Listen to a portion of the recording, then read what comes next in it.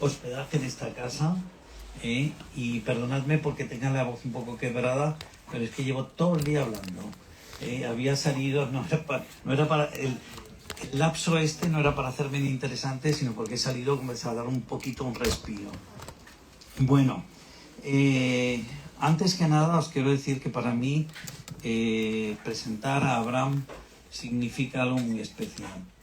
Ya no solo por la admiración que le tengo como poeta, sino por la relación personal que hemos mantenido a lo largo del tiempo y que se ha convertido en una persona, él y Luz, por supuesto, unas personas indiscutibles de lo que yo denomino mi círculo mágico. Hoy presentamos además un libro que a mí me parece esencial, ya no solo relacionado o referido a la obra anterior de Abraham, sino me parece un libro bastante excepcional en el contexto de la poesía actual escrita en nuestra lengua. Y no quiero circunscribirlo al ámbito puramente peninsular.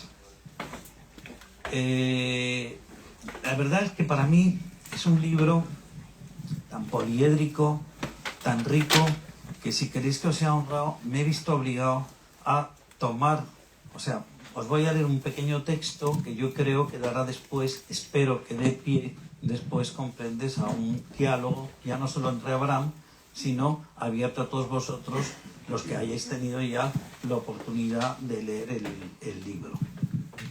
Si me permitís, va a ser complicado. ¿Me mantienes tú? Sí. Es que el trípode, les he dicho que tienen que comprar el trípode. Bueno, voy a intentar mantenerlo. Si te necesito, como siempre te llamo.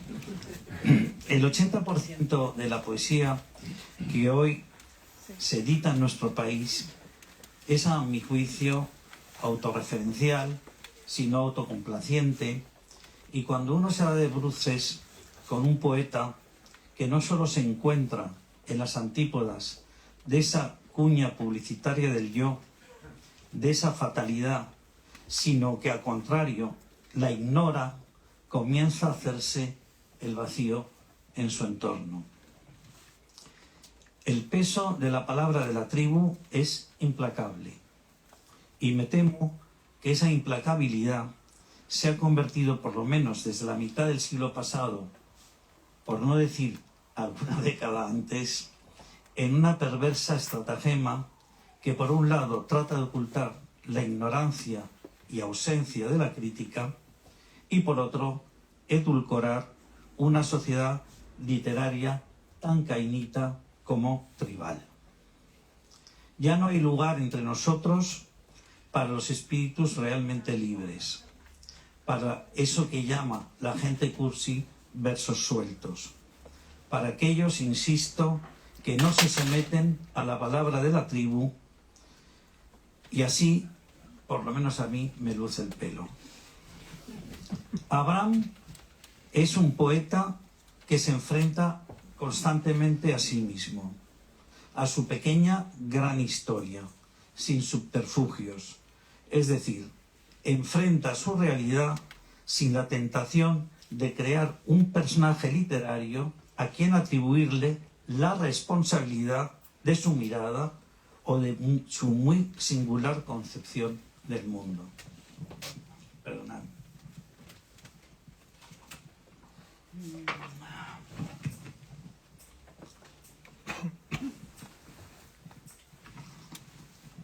No le interesa distraerse ni distraer a los lectores con nada que no sea el resultado final de cómo se ha conjugado la realidad en sí mismo a través de su muy personal experiencia, sometiéndose además a aquella con un raro sentido, y debo decirlo, de la obediencia.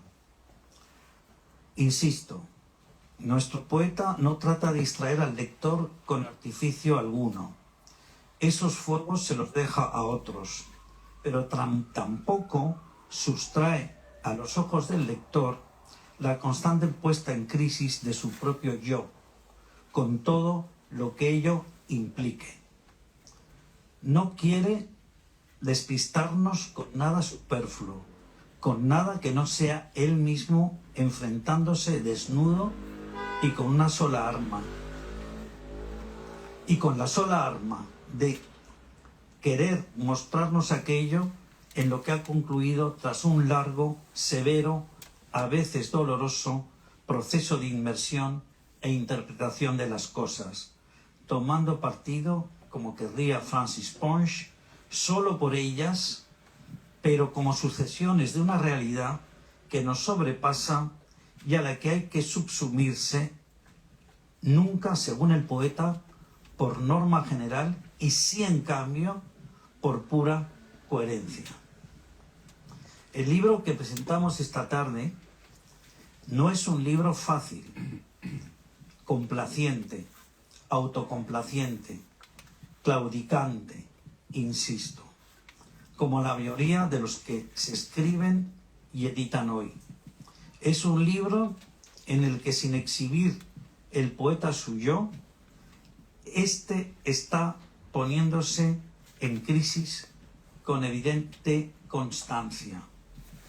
En él se nos habla, aunque no lo parezca, de nuestros ancestros, del hombre salvaje, que si hubiéramos sabido orientar naturalmente en todos nosotros, hubiera doblegado al bárbaro que se ha apoderado de la totalidad de nuestras acciones y no nos ha dejado avanzar con la naturalidad exigida, haciendo de la vida, una vez arrasado su ámbito simbólico, el carajal en el que ahora nos encontramos y del que a ver cómo salimos.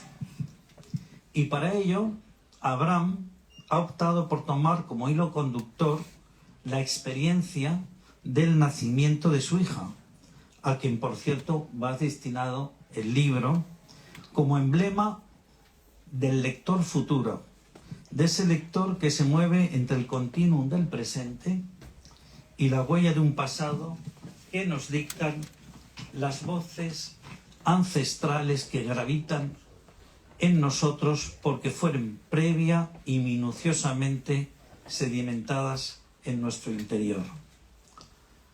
En el primer poema de la domesticación, titulado Ecografía, hay toda una declaración de intenciones implícita y reforzada por la cita de Hölderlin, elegida, que sirve de frontispicio al libro. Es decir, el poeta no va a obedecer, no va a seguir el dictamen del tiempo, por más que éste sea el que marque el ritmo de quien lee, del que escribe y de aquello que se avecina y que solo será capaz de abolir en nosotros justamente el tiempo, evidenciando una vez más aquel que afloró fantasmagóricamente en los albores de nuestra civilización. También el título escogido para este libro de poemas, que puede, por cierto, leerse como un solo poema, no podría ser más oportuno. No hay en él tampoco nada caprichoso ni seductor, y nos pone de entrada en situación: la domesticación. Ya en su primer poema se cuestiona quién es quien domestica y qué cree uno domesticar desde el momento mismo en que se es consciente del misterio al que se nos abocó con nuestro nacimiento. Estamos en lo de siempre. El ser humano sufre porque no acaba de conocerse a sí mismo y debería de haber concluido ya, tras un muy largo proceso de observación y observancia de la realidad, que para vivir de verdad hay que desaprender a ser hombres, dejar de ser lo que hemos sido por largo tiempo para dar lugar a ese otro que está por venir y que ojalá sepa rectificar a tiempo. Esto es de momento la entrada y después ya tengo una lista de preguntas, comprendes, que plantear, pero en fin, esto como introducción. Bueno, buenas tardes a todos. Muchísimas gracias por estar aquí. Gracias a Lola y a Ana por la invitación. Es un placer para mí, como siempre, estar en la librería Alberti y presentando en este caso mi nuevo libro de poemas. Como sabéis, no me prodigo mucho, así que es verdaderamente un acontecimiento para mí, personal. Manuel, me parece que has hecho una lectura del libro exhaustiva, profunda y bastante certera como lector. Te agradezco muchísimo tus apreciaciones y la generosidad de tu mirada con el libro, y me alegra infinitamente que mi libro haya estimulado o sí, dirigido un poco tu mirada, o ampliado tu mirada, o como se quiera decir, a esos temas que están ahí constantemente, que son los que, en mi opinión, debería abordar el arte, y que por desgracia pues pasan por alto, se barren debajo de la alfombra y se ignoran en favor de una cultura del entretenimiento y de la gratificación inmediata, que por desgracia también ha llegado a los libros de poesía, como muy bien apuntabas en tu introducción. No sé qué más decir. Si queréis leo unos poemas y luego pues iniciamos. Sí, porque a mí si no me preguntáis,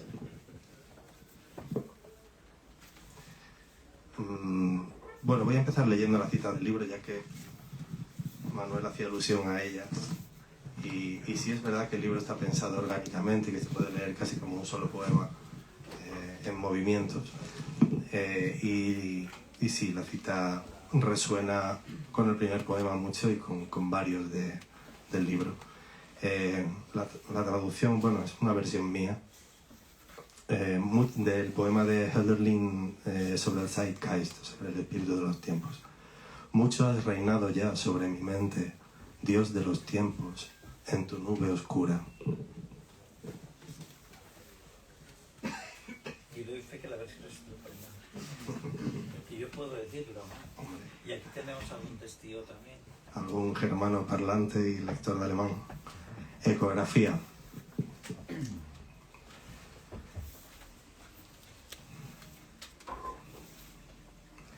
La máquina transforma la energía eléctrica en ultrasonidos y los ultrasonidos en imágenes.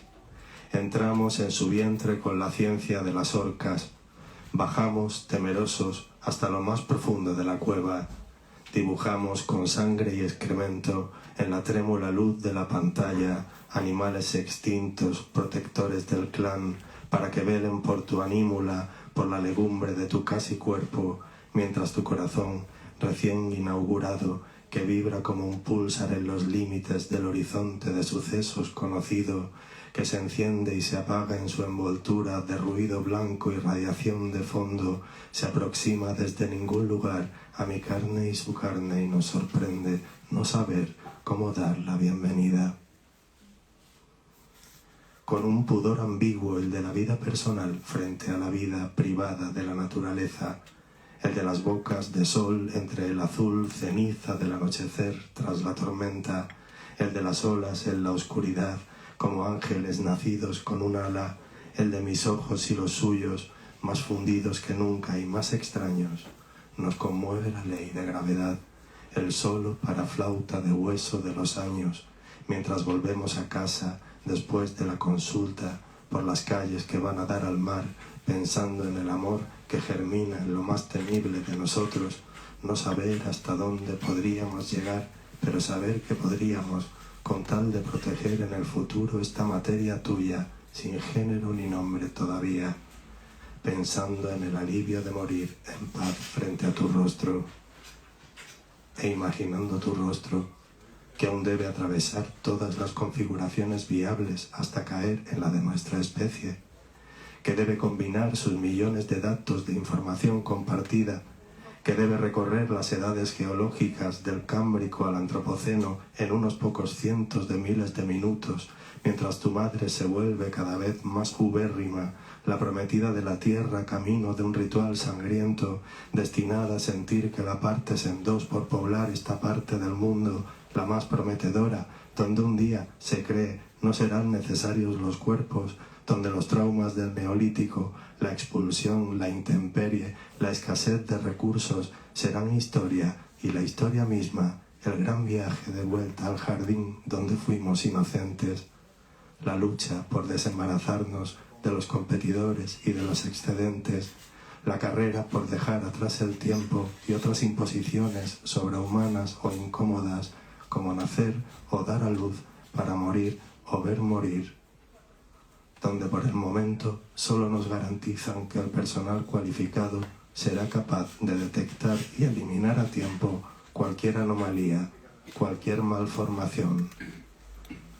Y subimos la cuesta, y los perros guardianes de las villas aúllan tratando de imitar a una ambulancia, y nos damos la mano sin querer como presas posibles.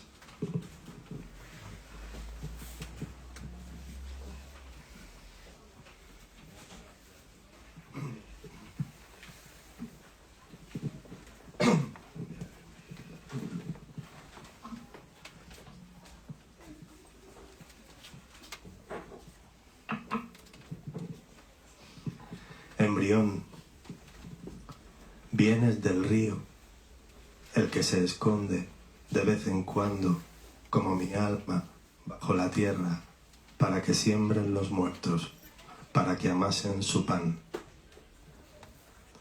Vienes del mar, el mar de enfrente, donde tu madre, de niña, se bañaba con las manos cubriendo sus pezones para que el agua no se los llevara.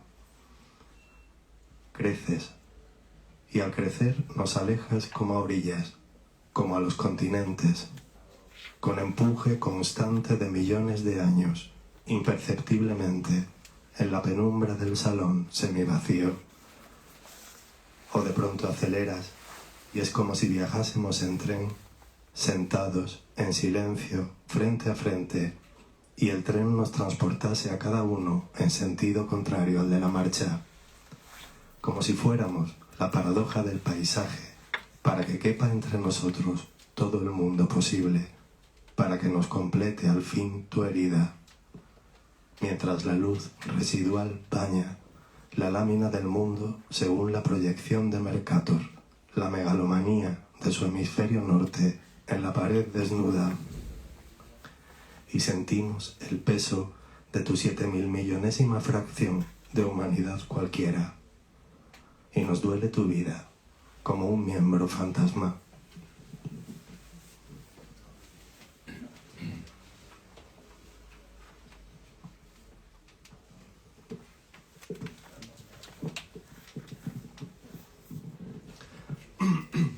Culpa. No, que tengo la voz un poco mal hoy.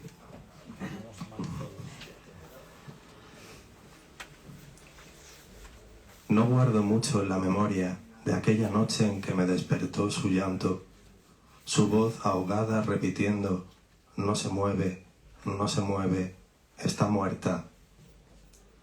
Es como si acabase de ocurrir, como si no hubiera llegado aún la orden de encender la lámpara y volverme desde mi voluntad a mi cuerpo entumecido, como si aún siguiera en mí, cautiva, entre una pulsación y la siguiente.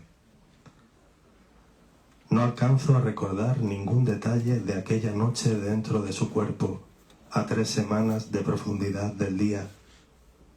Supongo que traté de no dejarme arrastrar, que me esforcé por ser resolutivo, por creer solo en hechos consumados, que así me protegía de la culpa de no poder sentir aquella culpa atávica, heredada, la de parir la muerte. No puedo precisar qué vi en su rostro cuando resucitaron los pespuntes de tus constantes en los monitores del clínico. Parecía cualquier cosa menos una diosa. Parecía una virgen del Renacimiento, supongo, transfundida de nada, con San José mirándola entre la multitud de los esterilizados pasillos de un museo.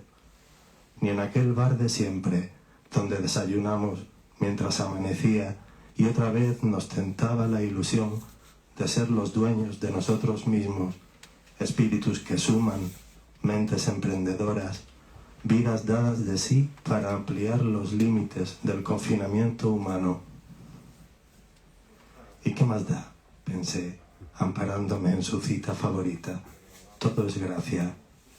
Y me volví en silencio con ella al desierto arrugado de la cama deshecha como el mar.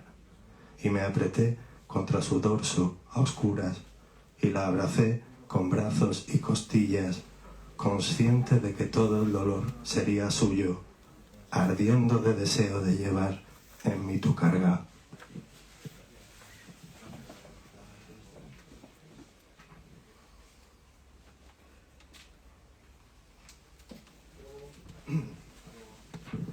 Mientras vivas. No quiero más que estar dentro del cuerpo de tu madre, contigo dentro. Remontar por el delta tu desembocadura de vivir hacia todas las cosas, tocar fondo. Si la vida no es más que una ilusión, la de venir al mundo separados, donde el amor no es más que la ilusión de mantener las cosas juntas, quiero quedarme aquí, golpeando tu puerta hasta desfallecer y eyacular de nuevo mientras grito para que me oigas, para que sepas que eres fruto de un instante salvaje, mal sembrado, intransitivo, que no puede morir porque no teme morir y dejar de ser único. Y en ti nos abracemos, como ahora, cada vez que te muevas, mientras vivas.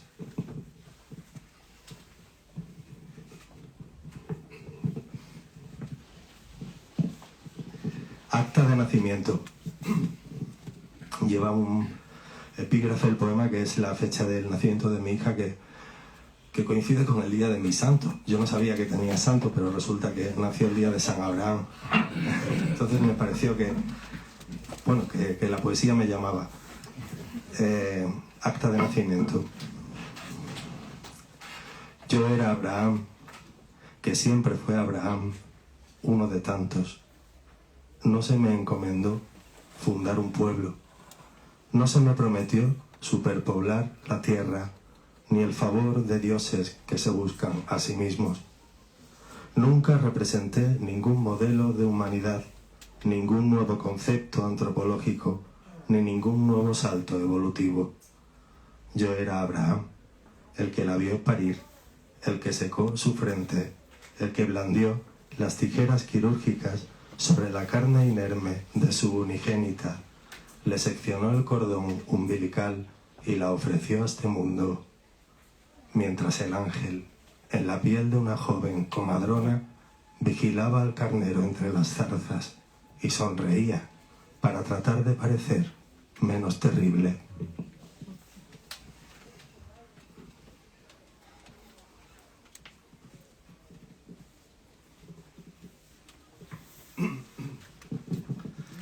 Contemplaciones. Tuve primero que acostumbrarme a ver cómo lo más sencillo se volvía incomprensible, lo incomprensible insoportable, lo insoportable un basurero de palabras. Tuve primero que perderme en la inutilidad de las palabras, la vaciedad de las palabras, la prostitucionalidad de las palabras. Tuve después que revivir cada segundo, toda mi vida, como cuando bebí, con 5 años, agua podrida, y me senté a esperar la muerte, con tanta angustia que atravesé la muerte y entré en las piedras, los animales y las plantas. Ser otra vez la piedra que arrojé contra la frente de mi amigo, las flores que arranqué del pelo de la niña maltratada, el pájaro caído que pisé tratando de salvarlo. Tuve que arrodillarme ante el silencio, reconocer que no era sangre, sino silencio, lo que nos unía. Llevabas casi 1 año ya en el mundo, y entonces, un buen día, me atreví a mirarte a los ojos fijamente.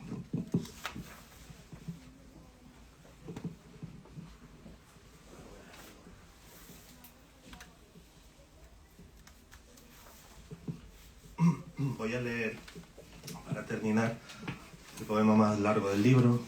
Es una especie de cuento y tiene varias secciones.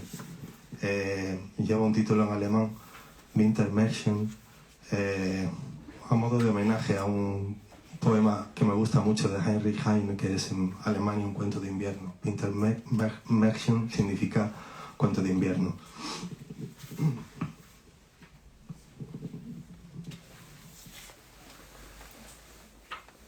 Soñé que estaba en Alemania, en un pequeño pueblo de Baviera. Vivía en una villa al pie de un lago, rodeado de nieve y de silencio. La villa descollaba como el nido del águila en la cumbre de una loma. Los árboles, desnudos, irradiaban en el silencio gris como neuronas. Y una nube harapienta revestía de bruma el agua lóbrega del lago. Sobre ella, los Alpes, como un mar, detenido, latente, desatado.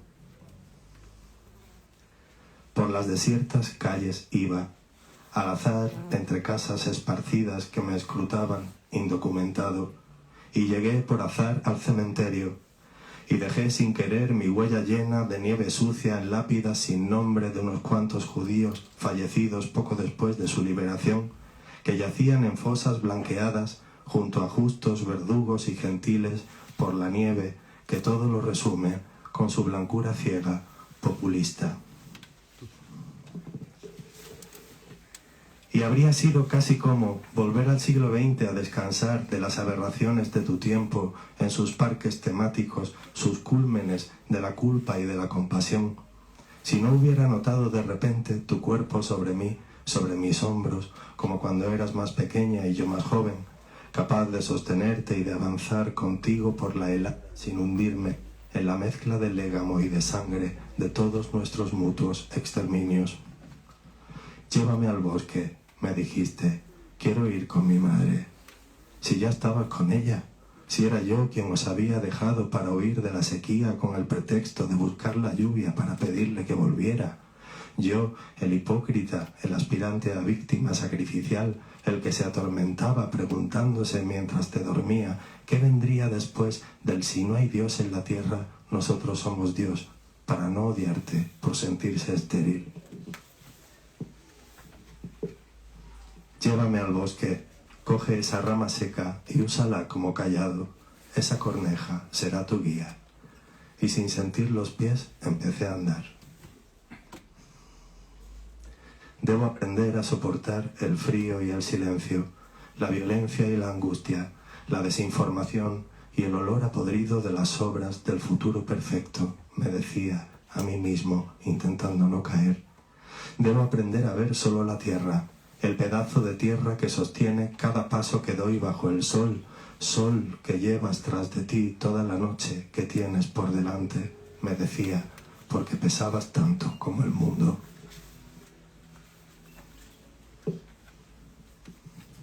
Debo aprender a soportar el miasma omnipresente, la condena al acto cotidiano que transforma la vida en desechable y alimenta la dictadura de la distracción. Debo aprender a ver en el olvido una oportunidad para invertir en esperanza, en el poder para saciar la sed de producir productos mágicos de la esperanza y otras economías invisibles, limpias como la industria de la muerte. Debo luchar para no verte la carne sin rostro de los expositores en el supermercado que te doy de comer para que crezcas fuerte, me decía, repleto de memoria indeseable, porque no podía mi flaqueza aguantar tu indefensión, la piedad por los seres que tu olor inspiraba y no saber si también a nosotros nos juzgarán mañana bajo un código distinto de conciencia, descendientes igual de confusos por el error de pedirle a la luz lo que ya nos ha dado.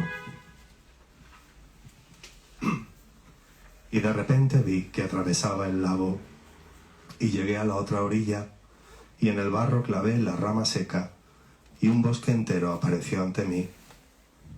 Te habías convertido en un cachorro de zorro. Ahora crecerás, verás más lejos, dijiste, y desapareciste en la espesura. Yo era tan alto que podía tocar las copas de los árboles, mirar al sol de tú a tú y el mar de las montañas hasta el fondo. Respiré el aire helado, una dicha indecible me inundó.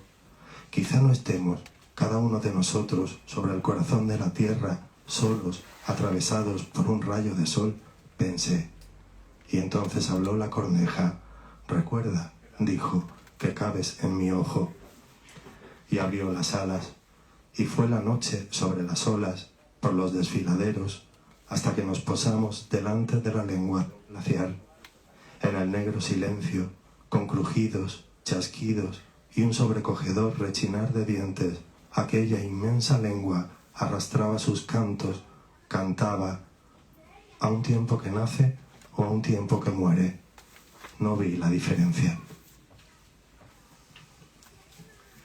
Tampoco ahora, despierto, mientras te escribo y la luz artificial y la noche bañan mi cara y no cesa ni en mis rasgos ni en mis huesos, ni en la nieve ni en el aire, en cada copo, cada soplo, cada aliento, cada rama, cada gota, cada mota sobre el vidrio, en la ventana, sobre el vaso, en el estante, en la tersa superficie del ordenador pulido con el mineral de sangre donde copio esto, ni en los niños masacrados, ni en las casas arrasadas 2 países más allá o en países que no importan por codicia, por higiene, por el espacio vital del delirio del tirano, como antes, como siempre, pero ahora, en este instante, saturado de mentiras, propaganda, vertederos, seguidores agraviados, enganchados a la nada, la autoimagen, la posmuerte.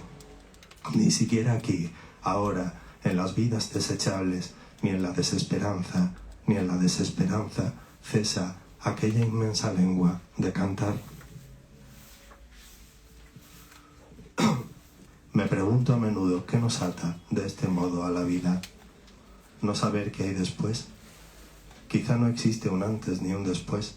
Quizá solo haya vida y nada más. Quizá solo su miedo y nuestro miedo nutren a quien pretende dominarla para hacer realidad sus espejismos, tras de los cuales solo hay desolación, cadáveres, arena. Quizá solo es por miedo de no ser por lo que se tortura, asesina, pisotea, por lo que se pervierten las palabras para que nos parezca inevitable, para que el poderoso de turno nos convenza de que ha triunfado sobre el miedo, los vínculos, las leyes de la vida y es libre, para que lo imitemos o escapemos del terror con símbolos de estatus, anestesia o un mutismo culpable. Los pájaros empiezan a afinar, los árboles asienten con el viento. No te traje a la vida para engordar el miedo. No te traje a la vida para engordar el miedo. Quizá no estamos, cada uno de nosotros, sobre el corazón de la tierra, solos, atravesados por un rayo de sol, y negra, violenta y helada, como el corazón de una aguja clavada en el corazón, es la esperanza. Y de pronto amanece.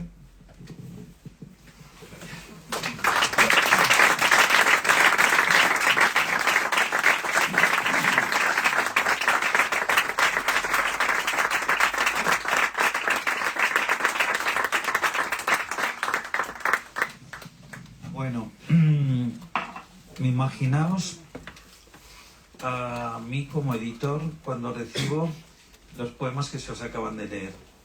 Es decir, el impacto que le produce a una persona mínimamente avisada en lectura, ¿no? Yo os debo decir que ni siquiera las preguntas que había pergeñado para lanzarle a Abraham Comptés tienen cabida. Es decir, porque creo que son unos poemas tan apabullantes, tan llenos de vida, porque es verdad que podríamos considerarlo Comptés lo contrario. A mí, por ejemplo, se me ocurrió el otro día, después de leer el libro por enésima vez, porque nunca se relee, siempre se lee por primera vez, y sobre todo cuando es un libro de la intensidad de este, yo lo leí y tuve que volver a la lectura como un libro de amor, un libro específicamente amoroso, en contra de lo que, en fin, muchos de los lectores que ya me han manifestado, digamos, su entusiasmo por el libro, no lo veían así, lo veían como un libro finalista, un libro oscuro, un libro cuando a mí precisamente mi impresión, pero desde el primer día que lo leí, era todo lo contrario. Es decir, que también es verdad que te introduce como una especie de hondón oscuro, pero también la poesía comprendes de los hondones oscuros, y el poeta tiene que poner la luz que corresponda, ¿no? Pero yo, en fin, habrá visto como, y lo leo, y creo que lo leeré de ahora en adelante como un poema de amor, un largo poema de amor. Sí, sí que lo es. Yo creo que sí. A ver, yo es que creo que hay algunos equívocos con respecto a la poesía y al arte en general que conviene deshacer, esforzarse por deshacer cuando uno tiene la oportunidad, y esta es una de ellas. Eso de que el arte tiene que ser, o la poesía, edificante, optimista, positiva, en fin, necesitamos alegría, que venga el artista y nos dé alegría, que para eso está, ¿no? Yo creo que, muy bien, hay una gran poesía que es edificante y que es celebratoria, y hay gran arte también así, pero eso de entrada no hace una buena obra de arte. Yo creo que si el arte tiene algo parecido a una misión, es la de iluminar aquellas zonas a las que no nos apetece de ordinario mirar, ¿no? O no llegamos, o preferiríamos no ver, o yo creo que escribir unos poemas de amor afirmativos, sin más, sin colocarlos en un contexto que sirva al menos como contraste y que atenúe la tendencia del poeta a elevar la voz cuando se trata del amor, no, es decir, en un contexto oscuro, en un contexto incierto, en el que se han vaciado de significado muchísimas cosas, en el que toda esa energía colectiva que hay de rebelión o de querer cambiar las cosas no encuentra ningún asidero intelectual, ningún asidero conceptual, porque todo se ha vaciado. Yo creo que es necesario colocar la experiencia del amor y la experiencia de afirmación rotunda de la vida, que es traer vida al mundo, en un contexto así, para que de verdad se manifieste su dimensión más grandiosa, creo que es la palabra, y que se manifieste esa dimensión grandiosa sin incurrir en grandilocuencia, que sería, digamos, el resultado de hacer eso sin tener en cuenta el contexto colectivo, ¿no?, en el que nos movemos. Y luego es verdad que la domesticación, el título juega con... es una especie de prisma a través del cual la vida íntima, la vida privada se comunica también con lo colectivo. Es decir, la experiencia es todo el rato privada e individual, no intenta alzarse en la voz de la humanidad ni de la colectividad, pero es que en la intimidad también se vive la política y se vive la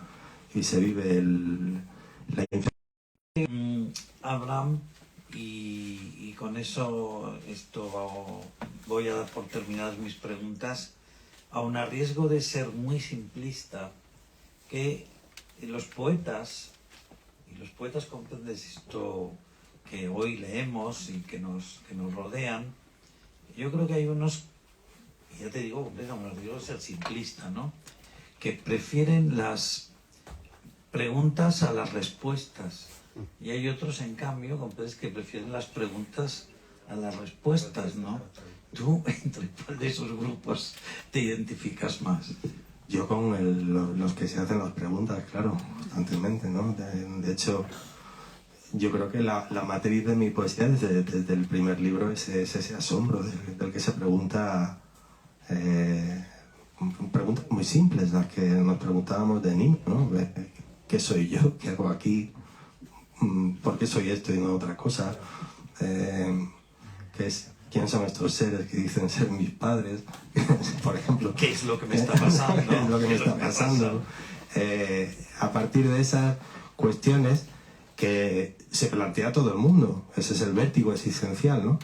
pero que no todo el mundo tiene el coraje de seguir haciéndoselas a partir de determinada edad, ¿no? Porque significa un poco moverte por el alambre. Es decir, a nada que pongas mal el pie, pues te precipitas al oscuro foso del sinsentido. Y está muy bien también precipitarse al foso del sinsentido y salir por el otro lado, claro. Son experiencias que yo creo que hay que acometer. Porque si no, una vida, pues no...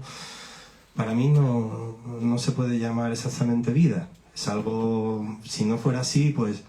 ¿Qué sería? Uno pasa por aquí, encuentra una pareja, se reproduce, tiene un trabajo, se alegra de que su trabajo sea mejor que el de su vecino, de ganar más dinero que fulanito... trata de mantenerse joven y de no morir, tiene la esperanza de que por fin descubran un método para revertir el envejecimiento y que le toque a él, entonces se cuida mucho para poder llegar y no sé, bueno, que está muy bien, yo que sé, que no estoy censurando las motivaciones de nadie, ¿no? Pero que me parece que, no me acuerdo de qué poeta lo decía, que dedicar tanta imaginación a los asuntos prácticos no es nada divertido y no tiene mucho sentido. Es mejor dedicar parte de tu vida a la especulación, aunque no de réditos. A la especulación en el sentido grande de la palabra. ¿Me entendéis?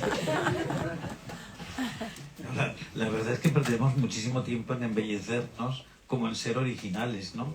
Sí. Es lo que ocurre también. Llevamos un siglo perdido, hombres queriendo ser originales, que es lo más absurdo que puede haber en literatura o en la vida, ¿no?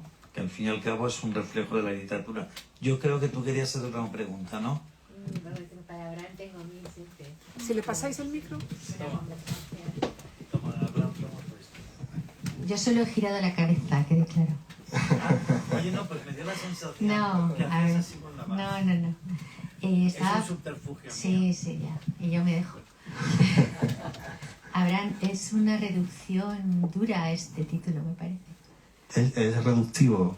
Yo lo veo. Te pregunto, quiero decir, para recoger todo lo que acabo de escuchar en una sola palabra, ¿no? Y un artículo.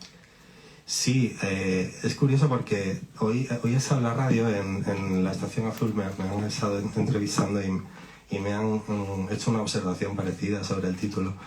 Pero yo el título lo veo más bien irónico, en el sentido de que lo que se plantea en el libro es una búsqueda un poco desesperada de aquello que puede haber de indomesticable en la propia vida. Entonces el título, a la luz de esto, tiene un matiz, digamos, trágico si lo miramos desde el punto de vista colectivo, porque la domesticación al fin y al cabo nos está ocurriendo a todos desde mi punto de vista, tanto antropológicamente como políticamente como metafísicamente, por supuesto. Tiene ese matiz un poco trágico desde el punto de vista colectivo, pero tiene un matiz muy irónico porque realmente la vida individual se afirma, y se afirma de una manera visceral, se afirma de una manera visceral pero no ingenua, no recurriendo a la idea del animal, de la bondad animal ni nada por el estilo, sino algo a lo que pueda haber de irreductible en la voluntad humana o en la capacidad humana para estar en la vida. Yo lo quiero ver así. Es verdad que se puede leer, ese matiz trágico está ahí, y si lo miras solo a la luz de eso, pues puede pesar más, como mencionaba Manuel antes, ¿no? Sobre las opiniones que le han llegado del libro, puede pesar más el lado, digamos, del horror o de lo oscuro, pero bueno, yo creo que está bien que el libro obligue también a transitarlo y a descubrir todas sus dimensiones, ¿no? Y cada uno que lo lea como quiera, por supuesto. En la palabra domesticación está implícita la palabra masticación. Está implícita, hay muchas palabras implícitas ahí, está implícita la palabra domus también, que es el hogar. Hay una ironía también con respecto a lo doméstico, ¿no? No sé, creo que es una palabra... Tiene, es verdad, un eco así como de ensayismo francés de los 60 o algo así, pero es un poco, me echaba para atrás, pero dije, bueno, confío en que los poemas puedan vencer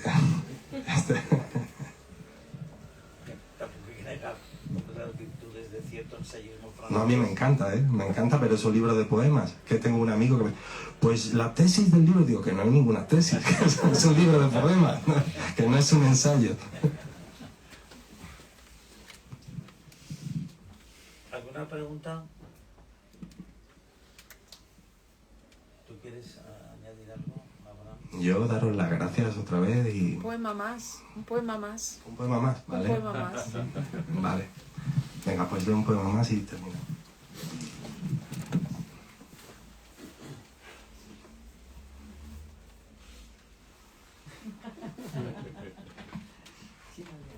Capacidad del público. Si alguien tiene una petición, que la haga. Bueno, ya se os pasó el tiempo. Navidad. Navidad.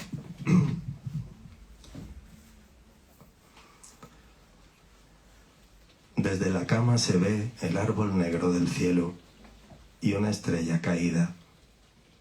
El cuarto está en penumbra, tú dormida. En la lágrima helada de la faz de la tierra, una estrella que flota sobre tu cuerpo desnudo en el cuerpo vacío de tu madre, una gota de leche derramada. Lloró el niño al nacer porque el alma sentía la opresión de la forma, porque el alma cabía en las casas vacías del futuro donde los muertos ya no quieren regresar. Lloró porque sabía. Temblaste anoche en la bañera tú por cómo nos tratábamos tu madre y yo mientras te sosteníamos. Solo sé que te vi nacer de nuevo y que aparté los ojos. El cuarto está en penumbra, pero mira cómo beben los peces en el río y acuden a adorarte las ventanas sin ojos de los pisos de enfrente, porque ningún ser humano podría soportar mucho tiempo tal como es la visión de su obra, pequeña humana mía, a la que nada de lo que no lo es le es aún ajeno, que duermes bella y pura tras temblar anoche entre nosotros, como la hierba anónima que crece en las grietas, las juntas, los escombros de una vida más alta, hecha a medida de lo que el amor nos debe, de cuanto de amor nos falta. Muchas gracias.